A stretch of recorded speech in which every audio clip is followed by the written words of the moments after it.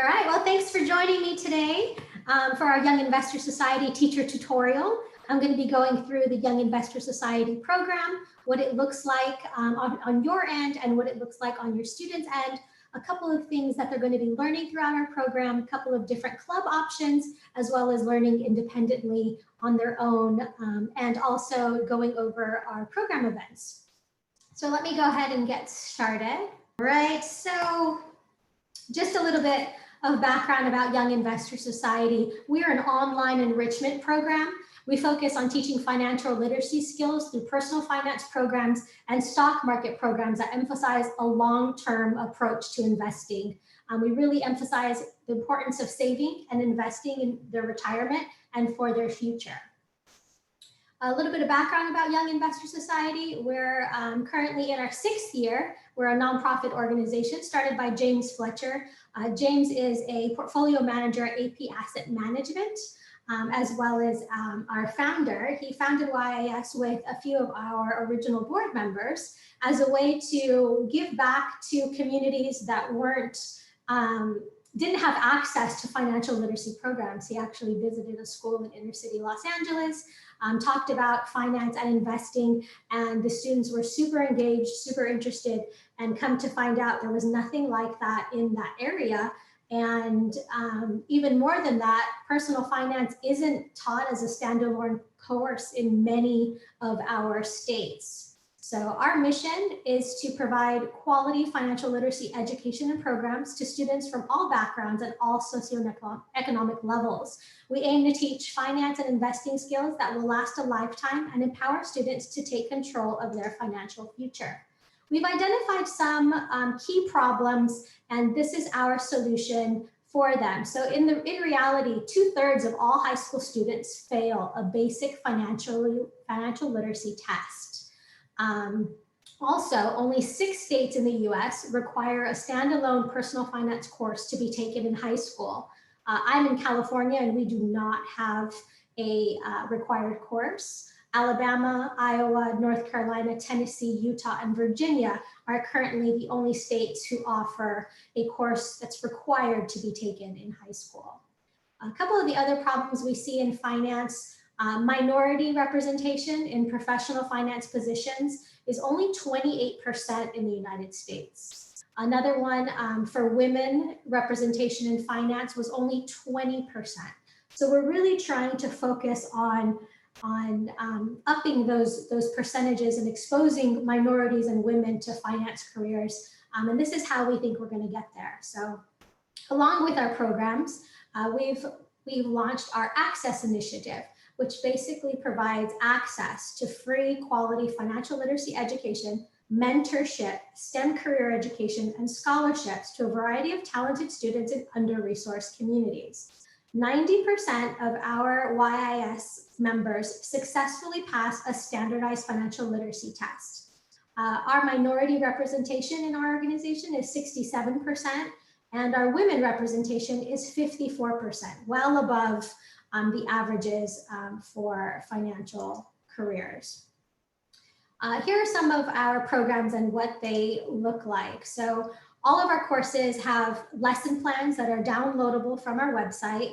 We have Prezi presentations that go with the lessons, instructional videos, and we also have additional videos on our YouTube channel, as well as online learning modules and a teacher support dashboard. This is our club program model. What we usually had the students do pre-COVID was they would get together either in an after-school format once a week for about 45 minutes to an hour to work on Young Investor Society curriculum. This has changed a little bit for schools who no longer meet in person. So this is able to be done via Google Meets or Zoom video, same platform. All of our content is online.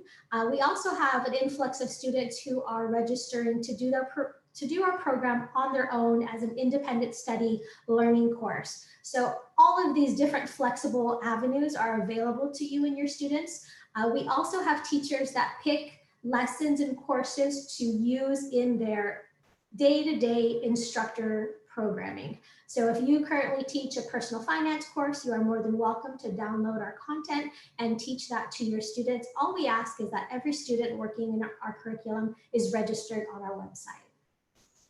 The next thing is our personal finance curriculum. Now this curriculum, we offer it to middle schools as well as high schools. This is a first step, if you will, into the world of finance. We find that many of our access partners have students whose families are underbanked and aren't really safe and secure with the banking institutions or just with the vocabulary that comes along with banking. So we've launched our Money Skills Bootcamp in efforts to really lay a basic banking foundation for students. Anything from earning money to budgeting to banking, career exploration. This is a 10-hour starter course for our students. You are more than welcome to start your students off with this course, or you can jump in right into our investing programs. But all of these are available on our website for you to access. The next thing we have is our investment curriculum. Now this curriculum, it's 7 units. Each unit is comprised of about 3 to 4 lessons, and each unit has a different theme. We go through value of a stock, what makes a good business, finding stocks to invest in, learning to speak the language of finance, what's intrinsic value, and then we also have something called the investment thesis. The investment thesis does a really deep dive into percentages and ratios and being able to analyze stocks and what makes a good company. The students eventually can do a stock pitch competition and they learn all of the items in the investment thesis.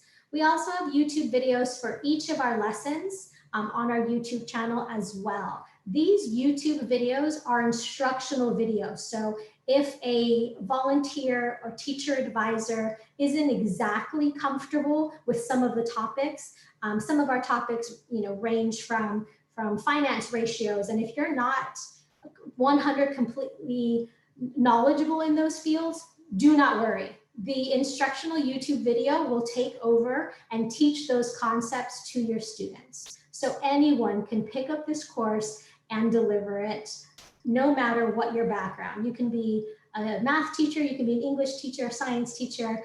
Anyone's able to pick this up and be able to deliver the content to the students. Here are a couple of our really interesting programs aside from our curriculum. Students are able to join in on any of our program events. We have what's called the Start Investing Now giveaway. We encourage students to they can open up any account, a savings account, a checking account, even a brokerage or an investment account, however they want to start is up to them. But we really encourage students to open up any kind of account at any financial institution. Once they do so, they can enter our Start Investing Now giveaway. We give away $100 every month to a student that's randomly selected in the giveaway. Now, the $1 a Day Challenge is one of our flagship programs, and the students really love it. It basically encourages your students to save $1 a day in a personal savings, checking, or investment account. If your student writes a 1-page essay, this year the theme is, Can Money Buy You Happiness? Why or why not?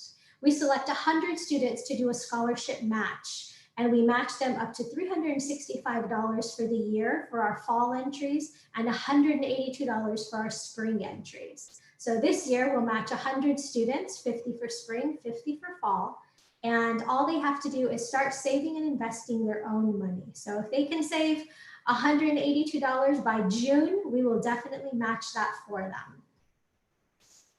This is what our $1 a day impact looks like for students who are age 15. We're going to say they save $1 a day. That's 1 less can of soda a day.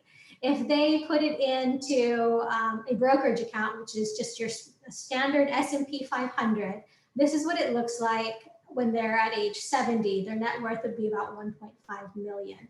And that's assuming that the S&P 500 is around 10% annually as far as returns. Now, what we try to do is we try to match those students. So if we match those students, their potential net worth is 3.1 million with our scholarship match. And then we go into what the second generation looks like if they were to do that for their children, and so on. So it's just a really great visual to show students what investing can do for them and the power of compound interest. The next thing I wanted to talk about is our global stock pitch competition. Now, the students that work on our curriculum, who do the courses and lessons, really want to participate in our stock pitch competition, which basically compiles all of the skills, all of the investment knowledge that they've learned into one event. And we have our stock pitch competitions by state. So every state has their own. And then we also, the winner of those states go to regionals. And then after regionals, we have our global competition. Pre-COVID, we were flying the students out to New York City. It was hosted and sponsored by NASDAQ. And we would just have a blast with 25 students from all over the US in New York City for a few days. The last couple of years, last year and this year, we've done all of our events via Zoom video. So not as glamorous as going to New York City, but still equally as fun for the students. This is a picture of our 2019 winner, and it was posted on the NASDAQ billboard in Times Square. So super cool for them to do that for us. This is what one of our stock pitch competition research reports looks like. So they do a business overview, financial analysis, and a couple of charts and graphs. We also have our Certified Young Investment Analyst program. This is for students who are in our program for a couple of years. We have a bunch of requirements. There's an online test that they can take, and teacher letter of recommendation, community service project. But all of this culminates into being able to be a certified young investment analyst. We give them a certificate at the end of this, and we usually have around 10% of our students complete this annually. We also have recently partnered with the CFA Institute for their CFA Investment Foundations program. Now, this 80-hour course is usually offered to college students, but they've allowed our high-level high school students to be able to complete this course and able to earn the Investment Foundation certificate through the CFA Institute. And if you're familiar with the CFA Institute, if students are into investing or economics and really want to get their foot in the door, this is the avenue for them to do that. This is a great opportunity for them to get into internship programs, as well as be able to put it on their college applications and eventually resumes as well. Like I had said, we just launched our Access Initiative about 3 years ago, trying to really get students from Title I schools and other after-school programs to latch onto our investment lessons and courses and be able to really get them the skills that they need to save and retire for their future. This is just a little overview of our impact. We have about 740 registered schools, a little over 6,000 registered students, and we currently have 41 states and 18 countries represented this year. A little bit of a metric of where we're going as far as school growth. 6 years ago, believe it or not, we launched with our initial founding schools, which were 6 schools. And today we have over 740 schools. Pretty long-term growth. We're hoping to get to 10,000 schools and 100,000 students within the next 15 years. And this is just a brief overview of how many schools we've had over the past years, how many students, how many dollar-a-day matches we've done. And this year we expect about 400 students participating in our stock pitch competition, and we expect to have about 50 students achieve the CYIA designation this year. A little bit about our sponsors and partners, our board of directors, and I think that's about it. So I just wanted to give you guys an overview of who we are, what we do, and then able to get you guys answering some questions. If anyone had any, how to get started, those kinds of things. I'm curious as to how you want to use our program and how you think it fits in with what you're currently doing. Us is trying to figure out, I seen something, the custodial accounts. How would that work on that?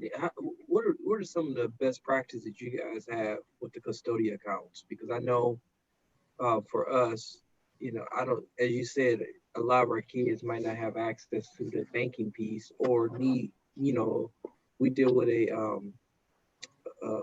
high immigrant population. So in terms of how can we bypass that to allow them to participate in something like that? Yeah, so what we do for these students is we just have them open any account. So whether that's going to the bank with their parents and just opening up a savings account, a checking account, whatever that looks like for them, whatever their comfort level is, that's where we want to start. And they're still eligible to participate in any of the programs with just their savings account. That'll work. Are students required to open up an account to be part of this program? They're not required.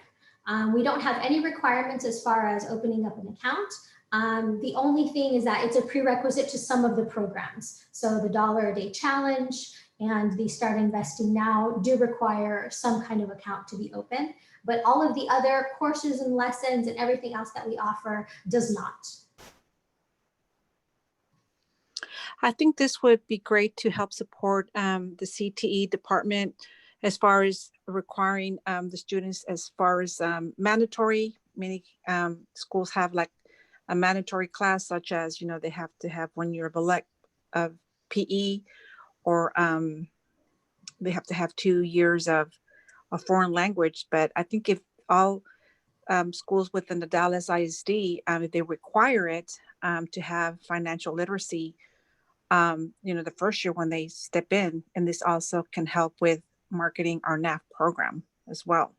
And this will also help with the leveling, because sometimes when students enroll, they start to go, they follow their friends, or they take auto technology or something like that. And then there's a lot of students enrolled, and then our numbers are low.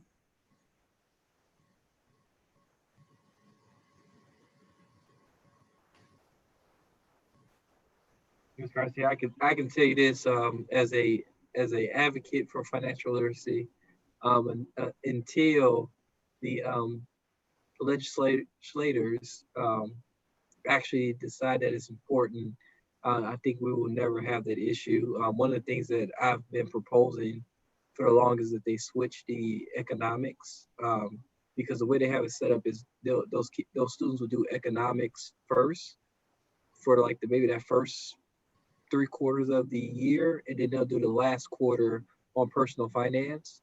And one of the things I suggested is say, hey, can we go to the legislators and say, hey, which one is more important right now? Are kids actually using economics when they come out of school, right? Because they make that course, every senior has to take it. So my suggestion for them was say, hey, just switch it. Let's give the kids 3 quarters of personal finance and then give them a quarter of economics. So we'll see how that goes. We have to get ready for legislation session, because I sit on the board, Texas Jumpstart. So I'm working with them to try to come up with some ideas to see how we can do that, because you're right. Everything else is mandatory but that piece. And I don't know if you know this, but they've even included students that they have to opt in to doing their financial aid now. And if they don't, they can't graduate. So it's a graduation requirement to do your FAFSA. But my biggest component to that is, how are you going to make somebody make a decision and they don't have the knowledge to make a decision? So it's a lot of, as you can say, the finance industry is not highly regulated.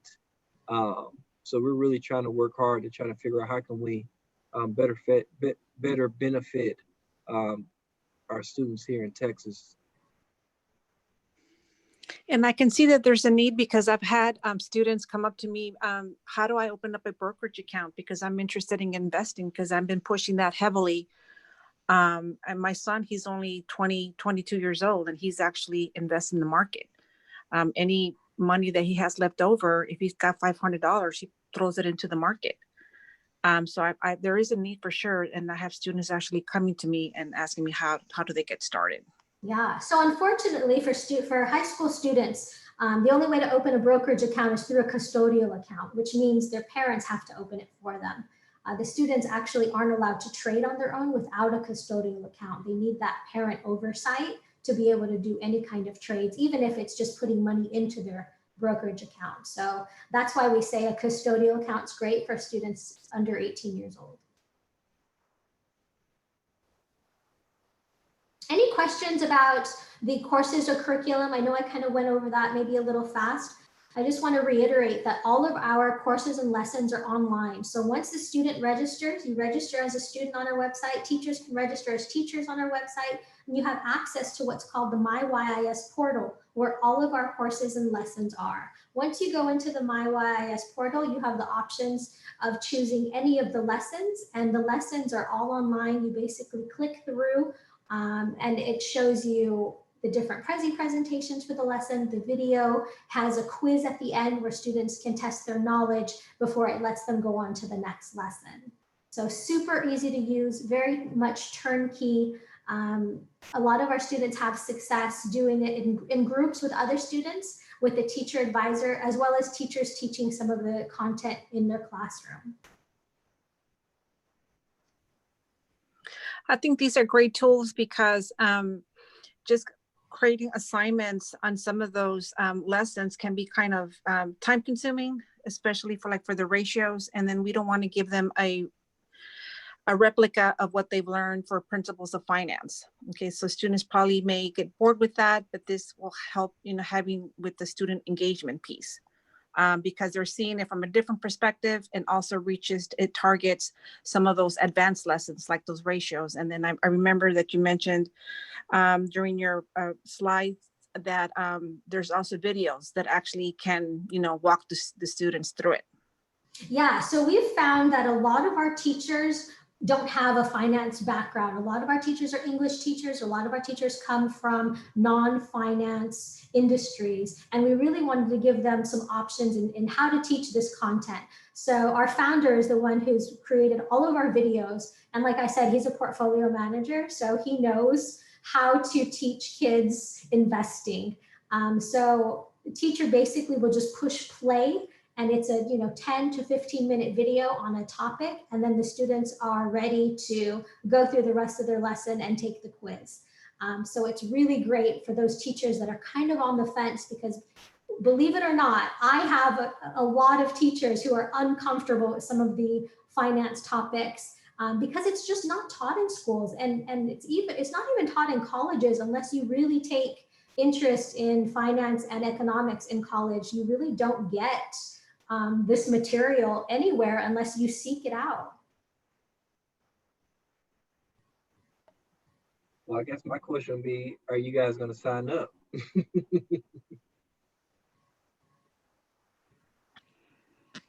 I'm interested in signing up, Mr. Anderson. Securities and investments is not an easy course to teach. I admit that. So so I'm interested to see, the resources that the program offers.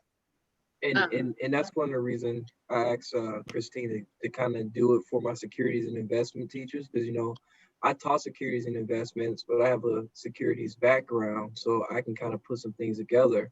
But I know that they have a lot of turnkey resources that can make it a lot easier for you guys in the classroom, because we really don't have a standalone curriculum for the securities and investments class. Like, you can probably use one of those NAS supplemental courses to do it, but it's just not the same. You can also use some of the stock market game curriculum, which is that could add to it. But I didn't really like that curriculum that much because it didn't have the hands-on piece. Right? You also got next gen personal finance. You could take some sections out of there to kind of create something. But I know that they had young investors. They had a curriculum that can kind of just make it a little bit turnkey for the students. And they added, and I guess the great thing about it that I like about them is that they added so much real world skills to it, right? It wasn't just reading a book. It was, hey, let's really get in here. Let's look at this. Let's look at these financial statements. Let's look at these reports, annual reports. Let's pick up some things. And then allow those students to actually, practice those same skills. If they're interested in Amazon, really digging in and understanding some of the fundamentals of Amazon. So I think that was really what I wanted you guys to have, is those resources to kind of teach our students those skills, because, you know, to be able to critically think, to communicate and collaborate on these things. And I don't think she even talked about it, the investor club piece, or I might have missed it. I caught that, and I like that because we had to create our club sheets today. I submitted mine, but I can always go back and change it. And I was thinking, well, if I do like a financial literacy class, you know, it's like, okay, what am I going to do? I can do some lessons that I've done in the past, but the students want to get away from doing lessons. They want something that's fun, that's part of a club. So when the introduction mentioned the club, so I thought, wow, that sounds interesting. Yeah, Right. and our club format is once a week for 45 minutes, and it basically goes through all of the lessons that we offer as well as the YouTube videos. I like the club format. Unfortunately, I don't believe the schools in California are going to be going back anytime soon, so we have that challenge here. But that's not the case, you know, throughout the US. So students that are still able to meet in clubs, they do have a really great social interaction as well as the finance interaction. I find that in the club setting, they usually start with an idea of the week. And I know lately the stock market has been in the news quite a bit. You have all of these happenings with GameStop and AMC and all of the information on Wall Street bets in the news almost on the daily basis. And kids are super interested in learning what's going on, and of course, some of their favorite companies like GameStop is a real interest to them. So they want to know like what's going on with GameStop. And so being able to be in that club setting and discuss, you know, the ideas of the week with them is a really great opportunity for them. This year, we launched our YIS Online Global Club for the students who weren't able to meet with club members. And so we do it online once a week on Wednesdays for about 45 minutes on Zoom. And so we have students from all over the US who don't have a club to meet with join in, and we work on one lesson every unit. So our club is wrapping up right now. We will end at the end of March, but we have all of the club meetings recorded on our YouTube channel if you wanted to check those out. All of the clubs are taught by our student advisory board members, who are students in grade 9th through 12th, who are on our student advisory board, who selected one lesson to teach, and they've basically went through a presentation or did the curriculum for that one lesson to share with their peers. So Sam, I'll follow up with the recording as well as the instructions for teachers to sign up on the website, and the instructions, the link for students as well. That'll work then. Well, thank you guys so much for coming out. Thank you. I will see